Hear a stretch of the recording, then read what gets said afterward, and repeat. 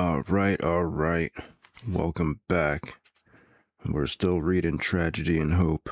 We're on page 296, Disarmament, 1919 to 1935. Sounds great. The failure to achieve a workable system of collective security in the period 1919 to 1931 prevented the achievement of any system of general disarmament in the same period. Obviously, countries which feel insecure are not going to disarm. This point, however obvious, was lost on the English-speaking countries, and the disarmament efforts of the whole period 1919 to 1935 were weakened by the failure of these countries to see this point and their insistence that disarmament must precede security rather than follow it. Thus, disarmament efforts, while continuous in this period in accordance with the promise made to the Germans in 1919, were stultified by disagreements between the pacifists and the realists on procedural matters. The pacifists, including the English-speaking nations, argued that armaments cause wars and insecurities, and that the proper way to disarm is simply to disarm. They advocated a direct or technical approach to the problem and believed that armaments could be measured and reduced by direct international agreements. The realists, on the other hand, including most of the countries in Europe, led by France and the Little Entente, argued that armaments are caused by war and the fear of war, and that the proper way to disarm is to make nations secure. They advocated an indirect or political approach to the problem and believed that once security had been achieved, disarmament would present no problem. The reason for this difference of opinion are to be found in the fact that the nations which advocated the direct method, like Britain, the United States, and Japan, already had security and could proceed directly to the problem of disarmament, while the nations which felt insecure were bound to seek security before they would bind themselves to reduce the armaments they had. Since the nation with security were all naval powers, the use of the direct method proved to be fairly effective in regard to naval disarmament, while the failure to obtain security for those who lacked it made most of the international efforts for disarmament on land or in the air relatively futile. The history of naval disarmament is marked by 4 episodes in the period between the wars. Number 1, the Washington Conference of 1922. Number 2, the abortive Geneva Conference of 1927. And 3, the London Conference of 1930. And 4, the London Conference of 1936. The Washington Conference was the most successful disarmament conference of the interwar period because such a variety of issues came together at that point that it was possible to bargain successfully. Britain wished, 1, to avoid a naval race with the United States because of the financial burden, 2, to get rid of the Anglo-Japanese alliance of 1902, which was no longer needed in view of the collapse of both Germany and Russia, and 3, to reduce the Japanese naval threat in the southwestern Pacific. The United States wished, 1, to get Japan out of East Asia and restore the open-door policy in China, 2, to prevent the Japanese from fortifying the German-mandated islands which stretched across the American communications from Hawaii to the Philippines, and 3, to reduce the Japanese naval threat to the Philippines. Japan wanted, 1, to get out of eastern Siberia without appearing to retreat, 2, to prevent the United States from fortifying Wake Islands and Guam, its 2 bases on the route from Pearl Harbor to Manila, and 3, to reduce American naval power in the extreme western Pacific. By bargaining one of these for another, All three powers were able to obtain their wishes, although this was possible only because of the goodwill between Britain and the United States, and above all, because at that time, before the use of fleet tankers and the present techniques of supplying a fleet at sea, the range of any battle fleet was limited by the position of its bases, to which it had to return for supplies at relatively short intervals. Probably the key to the whole settlement rested in the relative position of the British and American navies. At the end of 1918, the United States had its battle line 16 capital ships with 168 guns of 12 to 14 inches. Britain had 42 capital ships with 376 guns of 12 to 15 inches, but the building programs of the two powers would have given the United States practical equality by 1926, in order to avoid a naval race which would have made it impossible for Britain to balance its budget or get back on the pre-war gold standard.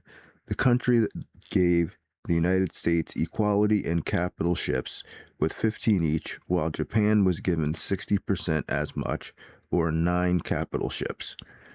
This small Japanese fleet, however, provided the Japanese with naval supremacy in their home waters because of an agreement not to build new fortifications or naval bases within striking distance of Japan. The same 10-10-6 ratio of capital ships was also applied to aircraft carriers.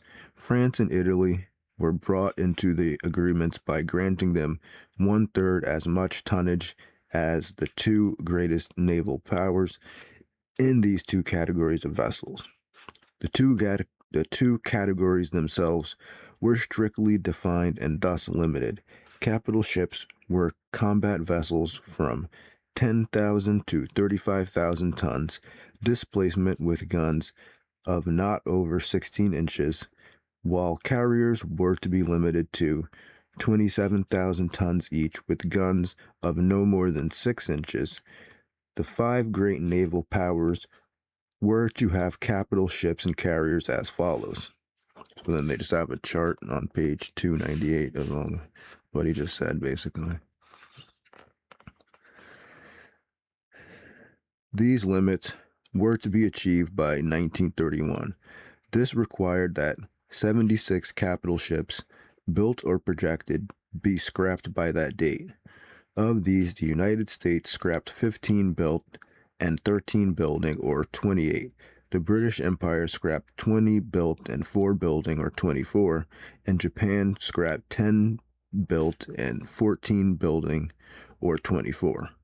The areas in which the new fortifications in the Pacific were forbidden included: A. All United States possessions west of Hawaii. B.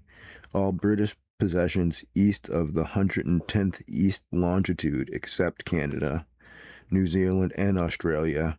Well, what do you mean except? It's like 3, like entire country. Okay. Except Canada, New Zealand, and Australia with its territories, and C. All Japanese possessions except the home islands of Japan. Among the 6 treaties and 13 resolutions made at Washington during the 6 weeks of the conference in November 1921 to February 1922 were a 9-power treaty to maintain the integrity of China, an agreement between China and Japan over Shantung, another between the United States and Japan over the mandated Pacific Islands, and the agreement regarding the Chinese customs. In consequence of these, the Anglo-Japanese Treaty of 1902 was ended, and Japan evacuated eastern Siberia. Efforts to limit other categories of vessels at Washington failed because of France. This country had accepted equality with Italy in capital ships only on the understanding that its possession of lesser vessels would not be curtailed. France argued that it needed a larger navy than Italy because it had a world empire while Italy did not, and required protection of its home coast both in the Atlantic and in the Mediterranean, while Italy could concentrate its navy in the Mediterranean. The same objections led both of these powers to refuse the American invitation to the Geneva Disarmament Conference of 1927. The Geneva Conference of 1927 tried to limit other categories of vessels beyond capital ships and carriers.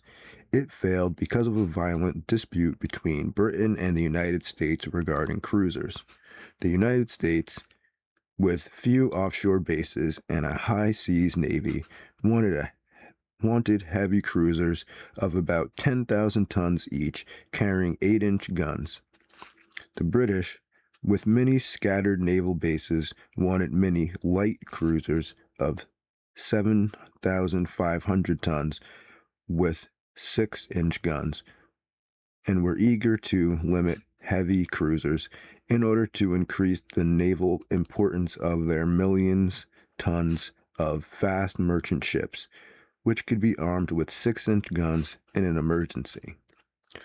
The United States accepted the British division of cruisers into two classes, but asked for limitations of both in accordance with Washington ratios and with the lowest possible maximum tonnage. Britain wished to limit only the heavy cruisers and fixed her own absolute cruiser needs at 70 vessels aggregating 562,000 tons, or twice the total suggested by Americans. The British argued that their cruiser needs had nothing to do with the relative size of the American cruiser fleet, but depended on such absolute values as the size of the earth and the miles of shipping lanes to be patrolled. On this point, Winston Churchill was adamant and was able to force the chief British delegate to the Geneva Conference, Lord Robert Cecil, who wanted to compromise, to resign from the cabinet. The conference broke up in a recriminatory atmosphere, to the great joy of the lobbyists of shipbuilding companies and patriotic societies. These had harassed the delegates throughout the conference. 3 American shipbuilding companies stood to lost contracts worth. Stood to lost contracts? It's got to be. American shipbuilding companies stood to lose contracts worth more than $54 million if the conference had been a success, and they did not hesitate to spend part of that sum to ensure that it would not be a success. Later, they were sued for more money by their chief lobbyist at the conference, Mr. William B. Shearer. As a sequel to the conference, Britain signed a secret agreement with France by which France promised to support Britain against the United States on the cruiser and other issues, and Britain promised to support France in preventing limitation of trained infantry reserves at the approaching World Disarmament Conference. This agreement, signed in July 1928, was revealed by pro-American employees of the French Foreign Ministry to William Randolph Hearst and published in his newspaper within 2 months of its signature. France deported the Hearst reporter in Paris at once, deported Hearst himself on his next visit to France in 1930, and published the text of the agreement with Britain, 1928. The London Naval Conference of 1930 was able to reach the agreement, which Geneva had failed to receive. The publicity about Shearer's activities and about the Anglo-French agreement, as well as the arrival of the World Depression and the advent of a more pacifist Labour government to office in London, contributed to this success. Cruisers, destroyers, and submarines were defined and limited for the 3 greatest naval powers, and certain further limitations were set in the categories fixed at Washington. The agreement were as follows in tons. All right, they got a chart, which is on page 300, just going over what he was saying before. This allowed the United States to have 18 heavy cruisers, Britain 15, and Japan 12, while the light cruisers, the three figures would allow about 25, 35, and 18. Destroyers were limited at 1,850 tons each with 5.1-inch guns, and submarines to 2,000 tons each with 5.1-inch guns. This settlement kept the Japanese fleet where it was, forced Britain to reduce, and allowed the United States to build, except in regard to submarines. Such a result could, probably, have been possible only at a time when Japan was in financial stringency and Britain was under a Labour government.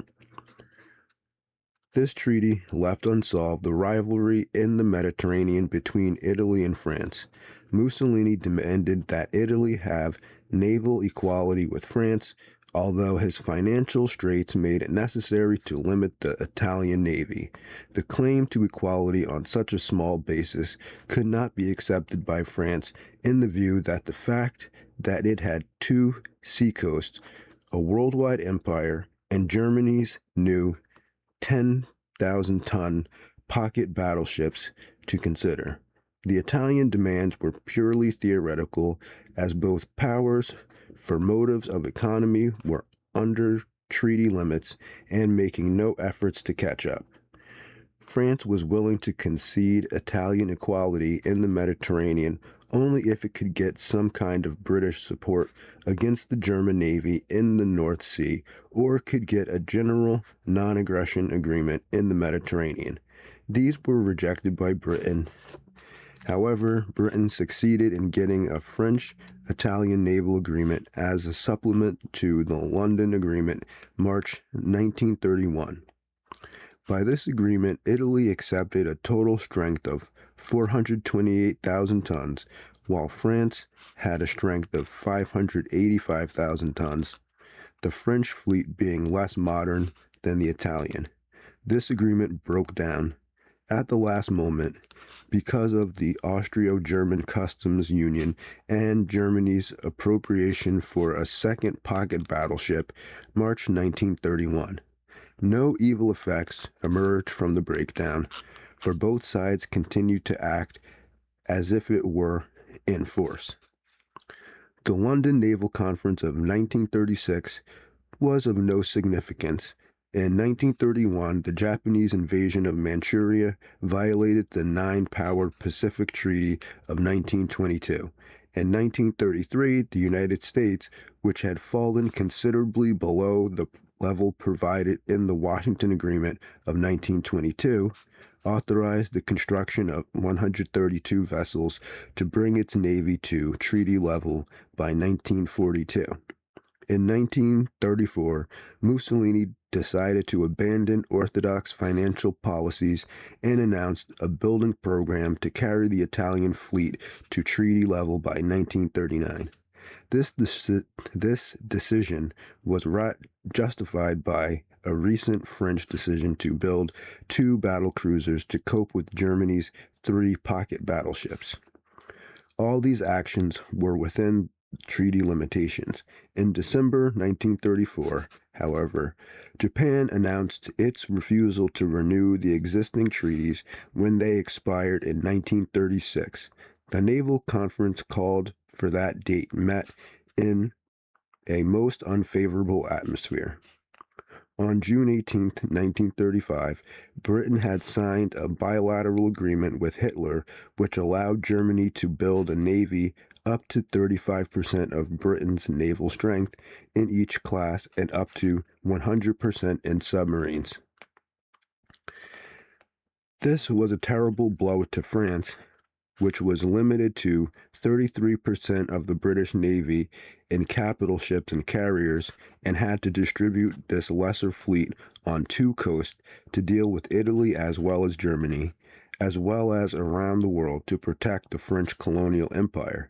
This blow to France was probably the British answer to the French alliance with the Soviet Union, May 2, 1935, and increased German threat on the French northwest coast being intended to deter France from honoring the alliance with the Soviet Union if Germany struck eastward.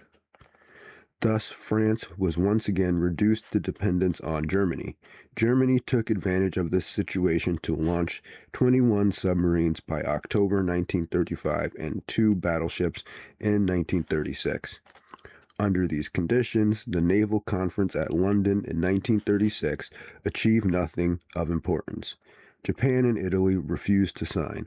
As a result, the 3 signers soon were compelled to use the various escape clauses designed to deal with any extensive building by non-signatory powers. The maximum size of capital ships was raised to 45,000 tons in 1938, and the whole treaty was renounced in 1939. The success achieved in naval disarmaments, limited as it was much greater than the success achieved in respect to other types of armaments, because these required that nations which felt politically insecure must be included in the negotiations. We have already indicated the controversy between the proponents of the direct method and the advocates of the indirect method of disarmament. This distinction was so important that the history of the disarmament of land and air forces can be divided into 4 periods. A. The period of direct action 1919 to 1921. B. A period of indirect action 1922 to 1926. C. A new period of direct action 1926 to 1934. And B. A period of rearmament 1934 to 1939. The first period of direct action was based on the belief that the victories of 1918 and the ensuing peace treaties provided security for the victorious powers. Accordingly, the task of reaching a disarmament agreement was turned over to a purely technical group, the Permanent Advisory Commission on Disarmament of the League of Nations. This group, which consisted exclusively of officers of the various armed services, was unable to reach agreement on any important issues. It could not find any method of measuring armaments or even defining them. It could not distinguish actual from potential armaments or defensive from offensive. It gave answers to some of these questions, but they did not win general assent. For example, it decided that rifles in the possession of troops were war materials, and so also were wood or steel capable of being used to make such rifles. It's kind of like the yellow cake stuff, or they got aluminum tubes. They got aluminum tubes! Okay. But rifles already made and in storage were not war materials, but inoffensive objects of peace. So basically, it depends on who has the metal pipes. It always depends on that. As a result of the failure of the Permanent Advisory Commission, the Assembly of the League of Nations set up a temporary mixed commission on which only 6 of 28 members were officers of the armed services. This body attacked the problem of disarmament by the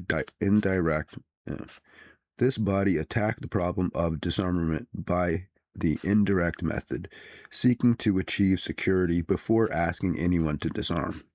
The Draft Treaty of Mutual Guarantee 1922 and the Geneva Protocol 1924 emerged from this commission.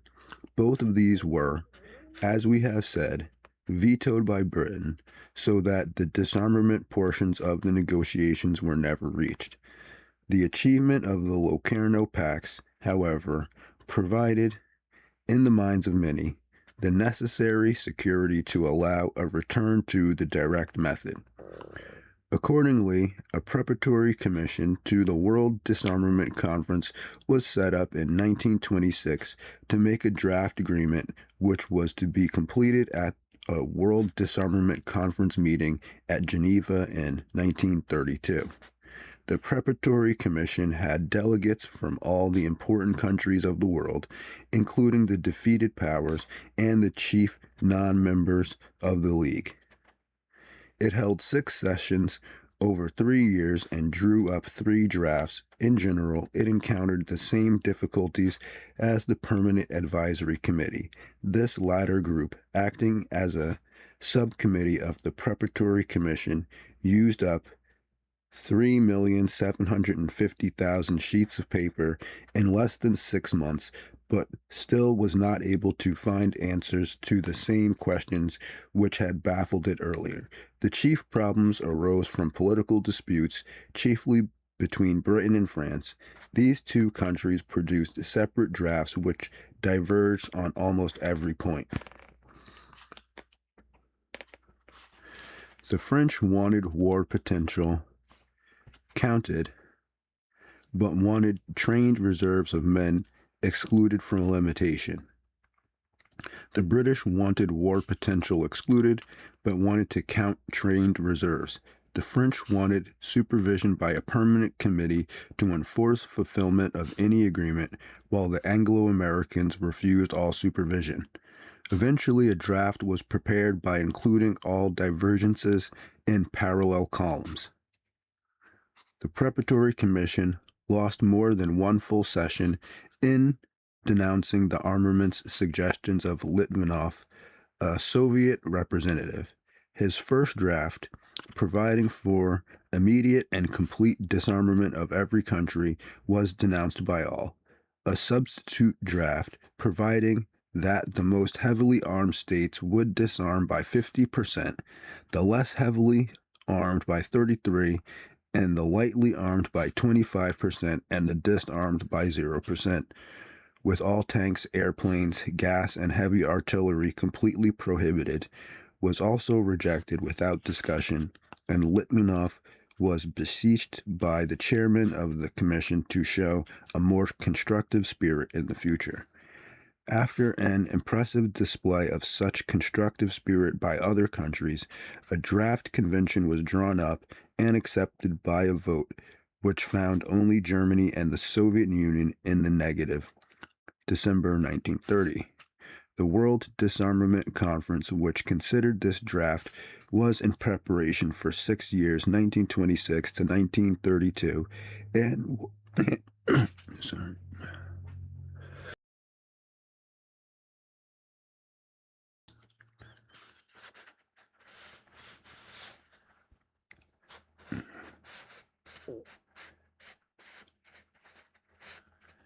And was in session for 3 years, February 1932 to April 1935, yet it achieved nothing notable in the way of disarmament.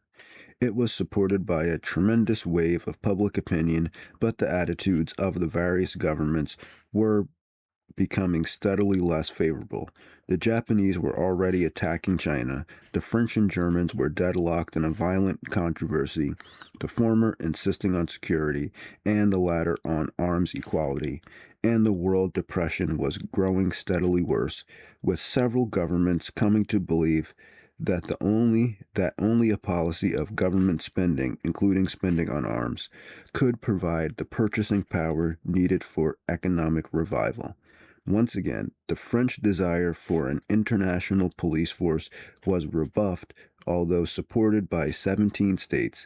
The British desire to outlaw certain aggressive armaments like gas, submarine, and bombing planes was rejected by the French, although accepted by 30 states, including the Soviet Union and Italy. Discussion of these issues was made increasingly difficult by the growing demands of the Germans.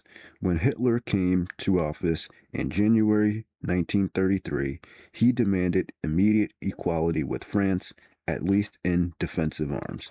This was refused and Germany left the conference. Although Britain tried for a time to act as an intermediary between Germany and the disarmament conference, nothing came of this, and the conference eventually dispersed. France would make no concessions in regard to armaments unless she obtained increased security, and this was shown to be impossible when Britain on February 3, 1933, Just 4 days after Hitler came to office, publicly refused to make any commitments to France beyond membership in the League and the Locarno Pacts. In view of the verbal ambiguities of these documents and the fact that Germany withdrew from both the League and the Disarmament Conference in October 1933, these offered little security to France. The German budget, released in March 1934, showed an appreciation of 210 million marks for the Air Force, which was forbidden entirely by Versailles, and an increase from 345 million to 574 million marks in the appropriation for the Army. A majority of delegates wished to shift the attention of the Disarmament Conference from disarmament to questions of security, but this was blocked by a group of 7 states led by Britain. Disarmament ceased to be a practical issue after 1934, and attention should have been shifted to questions of security. Unfortunately, public opinion, especially in the democratic countries, remained favorable to disarmament and even to pacifism in Britain until 1938, at least, and in the United States until 1940.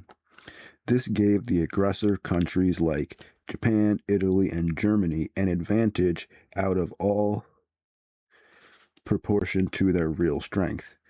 The rearmament efforts of Italy and Germany were by no means great, and the successful aggression of these countries after 1934 were a result of the lack of will rather than lack of the strength of the democratic states. The total failure of the disarmament efforts of 1919 to 1935 and the Anglo-American feeling that these efforts handicapped them later in their conflicts with Hitler and Japan have combined to make most people impatient with the history of disarmament. It seems a remote and mistaken topic.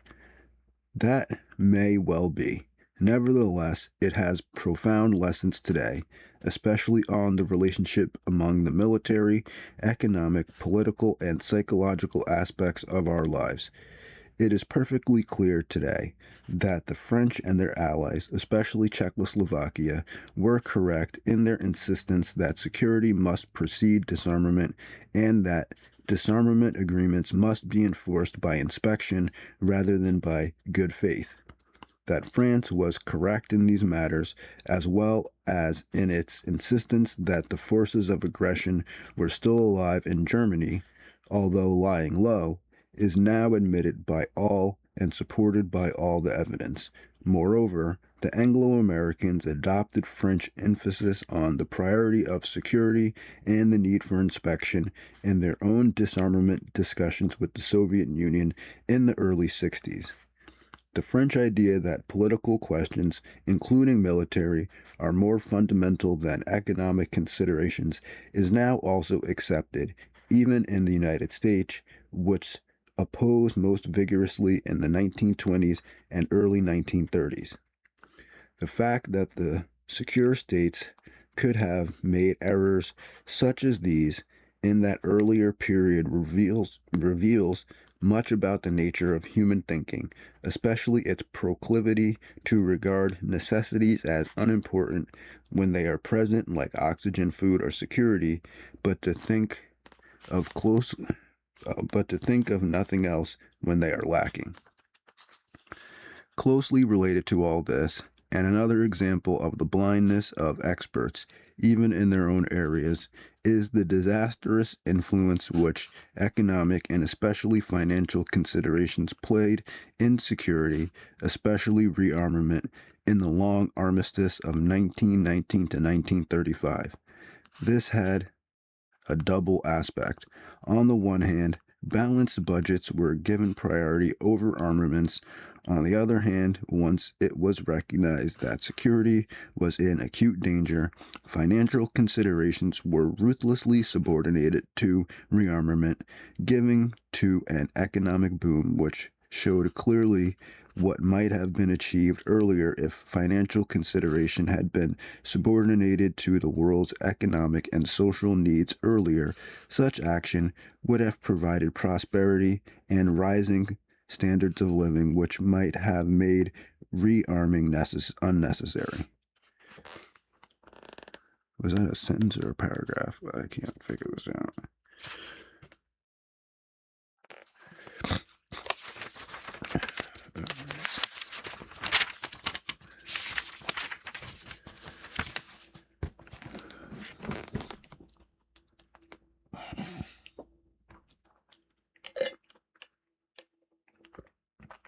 Sorry.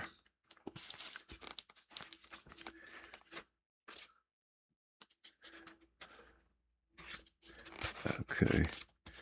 The next section is on page 305, Reparations, 1919 to 1932. No subject occupied a larger portion of statesmen's energies than reparations during the decade after the war.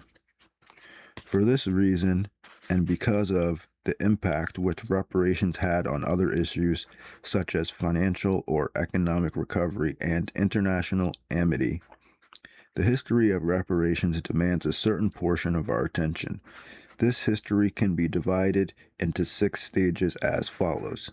The preliminary payments 1919 to 1921, the London Schedule May 21st to September 1924, the Dawes Plan September 1924 to January 1930, the Young Plan January 1930 to June 1931, the Hoover Moratorium June 1931 to July 1932, the Lausanne Convention July 1932. The preliminary payments were supposed to amount to a total of 20 million marks,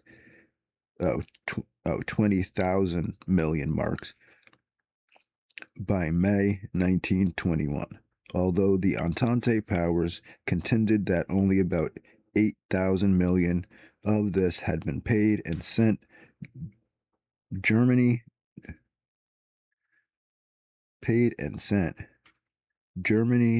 numerous demands and ultimatums. That sentence doesn't make any sense. Okay, paid and sent, and there's no like comma or period there. Okay. Of this had been paid and sent. Germany numerous demands. There's no S. All right, so Germany's numerous demands and ultimatums in regard to these payments, even going so far as to threaten to occupy the Ruhr in March of 1921 in an effort to enforce payment. The whole matter was dropped in May when the Germans were presented with the total reparations bill of 132,000 million marks. Is that like a billion or a trillion? I don't know. I don't know what 132,000 million is.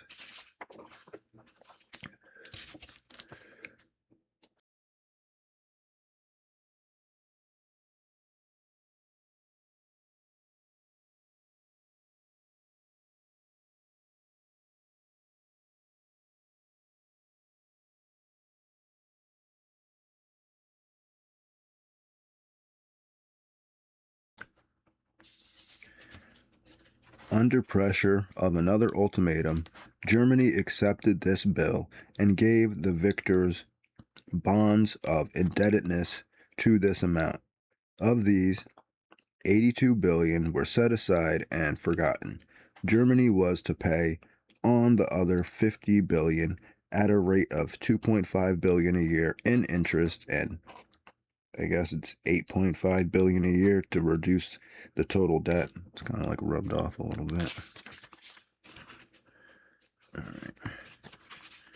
On page 306, Germany could pay these obligations only if 2 conditions prevailed. A, if it had a budgetary surplus, and B, if it sold abroad more than it bought abroad, that is, had a favorable balance of trade. Under the first condition, there would accumulate in the hands of the German government a quantity of German currency beyond the amount needed for current expenses. Under the second condition, Germany would receive from abroad an excess of foreign exchange, either gold or foreign money, as payment for the excesses of her exports over her imports, by exchanging this budgetary surplus in marks for the foreign exchange surplus held by her citizens. The German government would be able to acquire this foreign exchange and be able to give it to its creditors as reparations. Since neither of these conditions generally existed in the period 1921 to 1931, Germany could not, in fact, pay reparations. The failure to obtain a budgetary surplus was solely the responsibility of the German government, which refused to reduce its own expenditures or the standards of living of its own people, or to tax them sufficiently heavily to yield such a surplus. The failure to obtain a favorable balance of trade was the responsibility equally of the Germans and of their creditors, the Germans making little or no effort to reduce their purchases abroad and thus reduce their own standard of living, while the foreign creditors refused to allow a free flow of German goods into their own countries on the argument that this would destroy their domestic markets for locally produced goods. Thus, it can be said that Germans were unwilling to pay reparations, and the creditors were unwilling to accept payment in the only way in which payments could honestly be made, that is, by accepting German goods and services. So, yeah, I mean, it's kind of, if you're demanding someone to pay you back, and then they're like, I have money, and you're like, oh, we don't take money. And they're kind of like, oh, okay. Under these conditions, it is not surprising that the London schedule of reparations payments was never fulfilled.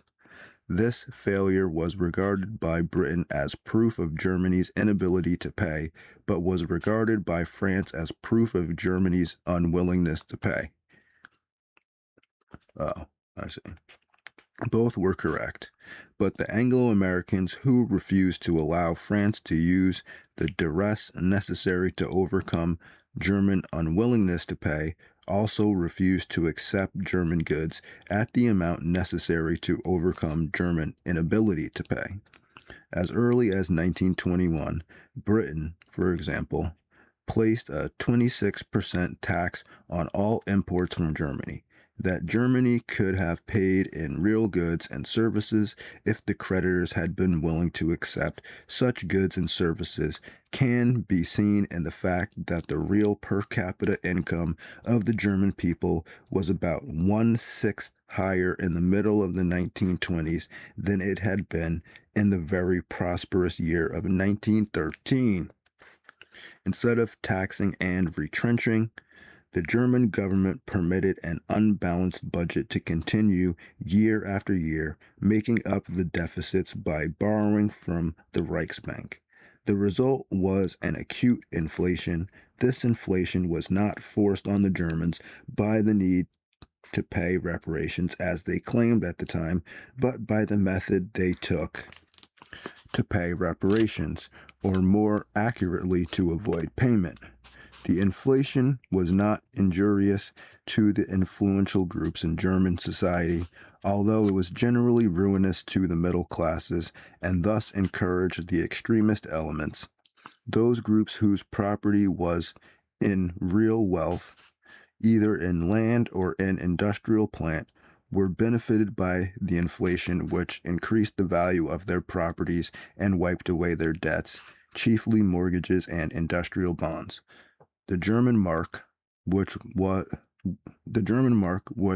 at par was worth about 20 to the pound, fell in value from 305 to the pound in August 1921 to 1,020 in November 1921.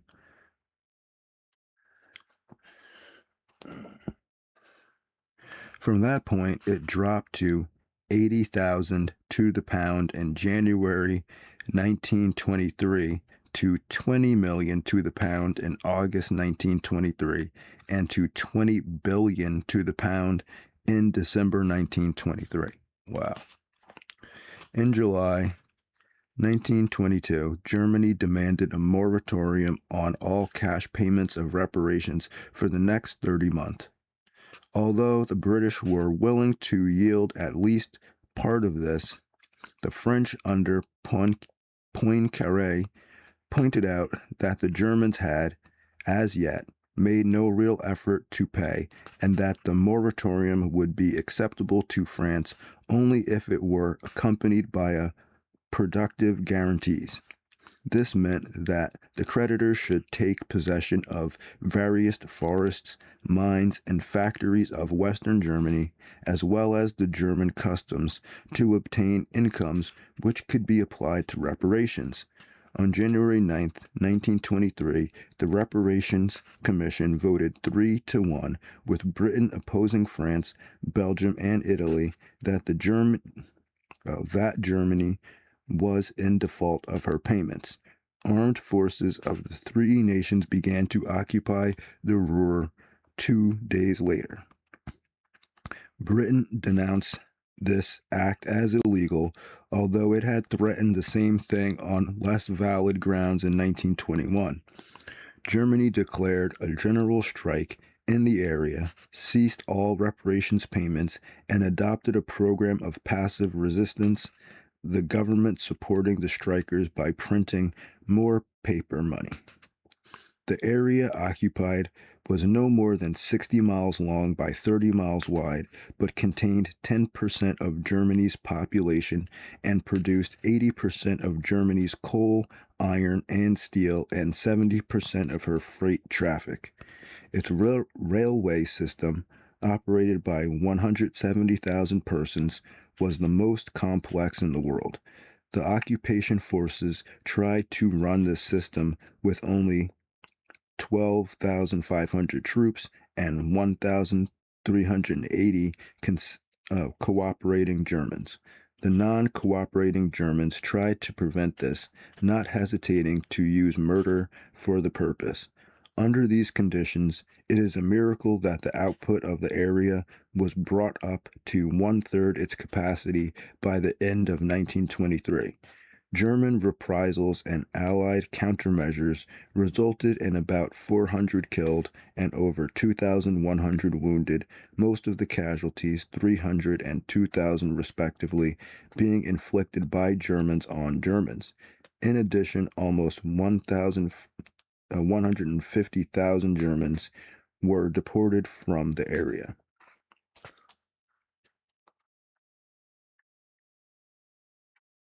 German resistance in the Ruhr was a great strain on Germany, both economically and financially, and a great psychological strain on the French and Belgians. At the same time that the German mark was being ruined, the occupying countries were not obtaining the reparations they desired. Accordingly, a compromise was reached by which Germany accepted the Dawes Plan for reparations and the Ruhr was evacuated. The only victors in the episode were the British, who had demonstrated that the French could not use force successfully without British approval.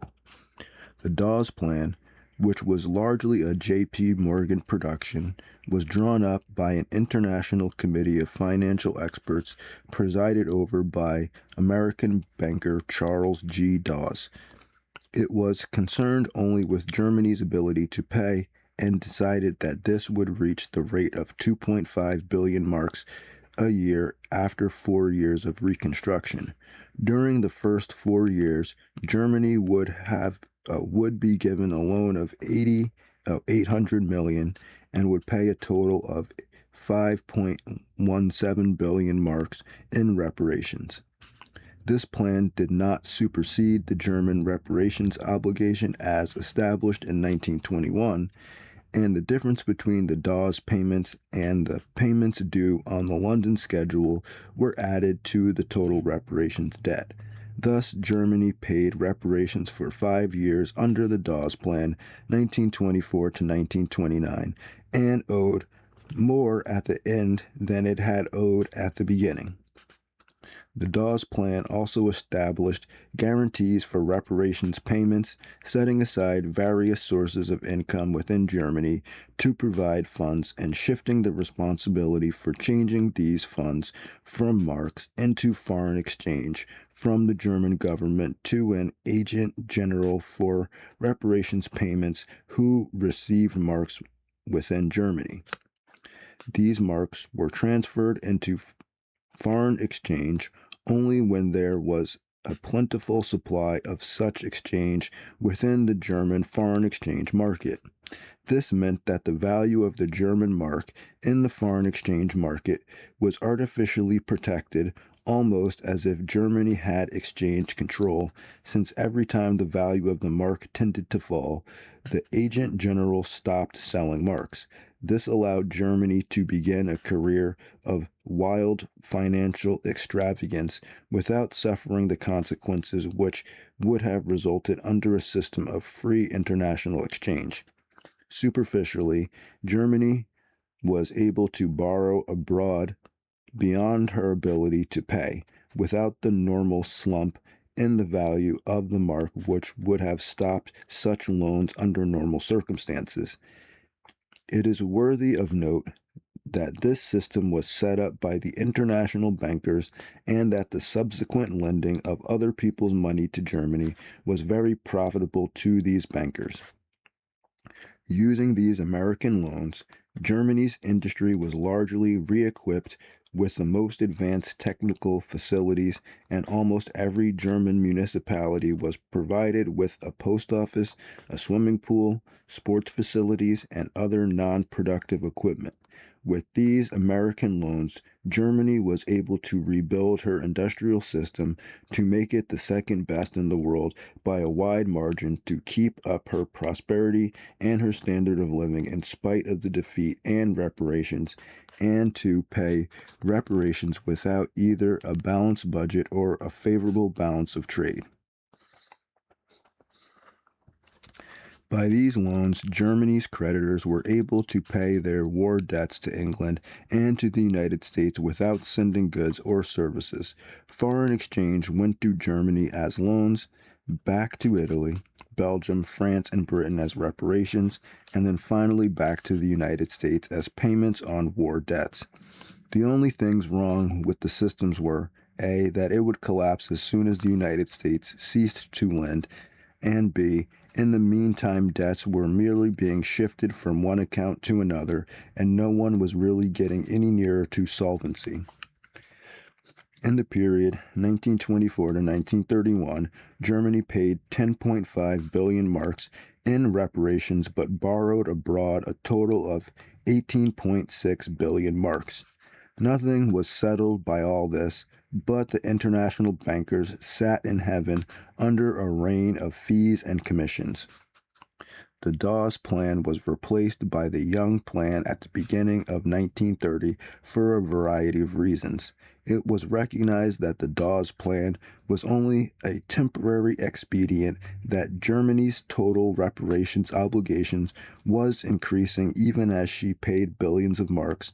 Because of the Dawes Plan, payments were less than the payments required by the London Schedule, that the German foreign exchange market had to be freed in order that Germany might face the consequences of her orgy of borrowing, and that Germany could not pay the standard Dawes payment of 2.5 billion marks a year, which was required in the fifth and following years of the Dawes Plan.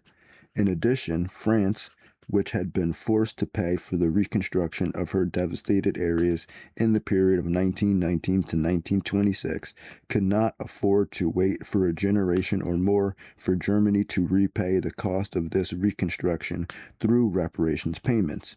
France hoped to obtain a larger immediate income by commercializing some of Germany's reparations obligations. Until this point, All the reparations obligations were owed to governments. By selling bonds backed by Germany's promise to pay reparations for cash to private investors, France could reduce the debts she had incurred for the reconstruction and could prevent Britain and Germany from making further reductions in the reparations obligations, since debts to private persons would be less likely to be repudiated than obligations between governments. Britain, which had funded her war debts to the United States at $4.6 billion in 1923, was quite prepared to reduce German reparations to the amount necessary to meet payments on this war debt. France, which had war debts of $4 billion, as well as reconstruction expenses, hoped to commercialize the cost of the latter in order to obtain British support in refusing to reduce reparations below the total of both items. The problem was how to obtain German and British permission to commercialize part of the reparations. In order to obtain this permission, France made a gross error in tactics. She promised to evacuate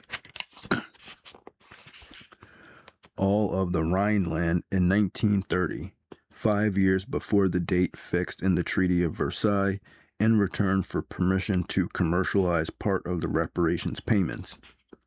This deal was embodied in the Young Plan, named after the American Owen D. Young, a Morgan agent, who served as chairman of the committee which drew up the new agreements February to June 1929. 20 governments signed these agreements in January 1930. The agreement with Germany provided for reparations to be paid for 59 years at rates rising from 1.7 billion marks in 1931 to a peak of 2.4 billion marks in 1966, and then declining to less than a billion marks in 1988. The earmarked resources of funds in Germany were abolished except for 660 million marks a year, which could be commercialized, and all protection of Germany's foreign exchange position was ended by placing the responsibility for transferring reparations from marks to foreign currencies squarely on Germany.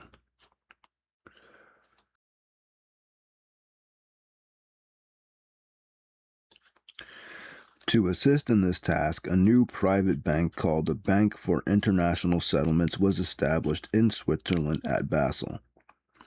Owned by the chief central banks of the world and holding accounts for each of them, the Bank for International Settlements was to serve as a central banker's bank and allow international payments to be made by merely shifting credits from one country's account to another on the books of the bank. The Young Plan, which was to have been a final settlement of the reparations question, lasted for less than 18 months. The crash of the New York stock market in October 1929 marked the end of the decade of Reconstruction and opened the decade of destruction between the two wars. This crash ended the American loans to Germany and thus cut off the flow of foreign exchange, which made it possible for Germany to appear as if it were paying reparations. In 7 years, 1924 to 1931, the debt of the German federal government went up 6.6 billion marks, while the debts of German local governments went up 11.6 billion marks. Germany's net foreign debt, both public and private, was increased in the same period by 18.6 billion marks, exclusive of reparations. Germany could pay reparations only so long as her debts continued to grow. Only by increasing debts could the necessary foreign exchange be obtained. Such foreign loans almost ceased in 1930, and by 1931, Germans and others began a flight from the mark, selling this currency for other monies in which they had greater confidence. This created a great drain on the German gold reserve. As the gold reserve dwindled, the volume of money and credit erected on that reserve had to be reduced by raising the interest rate. Prices fell because of the reduced supply of money and the reduced demand, so that it became almost impossible for the banks to sell collateral and other properties in order to obtain funds to meet the growing demand for money. At this point, in April 1931, Germany announced a customs union with Austria. France protested that such a union was illegal under the Treaty of Saint Germain, by which Austria had promised to maintain its independence from Germany. The dispute was referred to the World Court, but in the meantime, the French, to discourage such attempts at union, recalled French funds from both Austria and Germany. Both countries were vulnerable. On May 8, 1931, the largest Austrian bank, the Credit-Anstalt, a Rothschild institution with extensive interest, almost control in 70% of Austria's industry, announced that it had lost 140 million shillings, about $20 million. The true loss was over a billion shillings, and the bank had really been insolvent for years. The Rothschilds and the Austrian government gave the Credit-Anstalt 160 million to cover the losses, but public confidence had been destroyed. A run began on the bank. To meet this run, the Austrian banks called in all the funds they had in German banks. The German banks began to collapse. These latter began to call in all their funds in London. The London banks began to fall, and the gold flowed outward. On September 21st, England was forced off the gold standard. During this crisis, the Reichsbank lost 200 million marks of its gold reserve and foreign exchange in the first week of June, about 1,000 million in the second week of June. The discount rate was raised step by step to 15% without stopping the loss of reserves, but destroying the activities of the German industrial system almost completely. Germany begged for relief on her reparations payments, but her creditors were reluctant to act unless they obtained similar relief on war debts payments to the United States. The United States had an understandable reluctance to become the end of the chain of repudiation and insisted that there was no connection between war debts and reparations, which was true, and that the European countries should be able to pay war debts if they could find money for armaments, which was not true. When Secretary of the Treasury Mellon, who was in Europe, reported to President Hoover that unless relief was given to Germany immediately on her public obligations, the whole financial system of the country would collapse with a very great loss to holders of private claims against Germany, the President suggested a moratorium on intergovernmental debts for 1 year. Specifically, America offered to postpone all payments owed to it for the year following July 1st, 1931, if its debtors would extend the same privilege to their debtors. Acceptance of this plan by the many nations concerned was delayed until the middle of July by French efforts to protect the payments on commercialized reparations and to secure political concessions in return for accepting the moratorium. It sought a renunciation of the Austro-German customs union, suspension of building on the second pocket battleships, acceptance by Germany of her eastern frontiers, and restrictions on training of private military organizations in Germany. These demands were rejected by the United States, Britain, and Germany, but during the delay, the German crisis became more acute.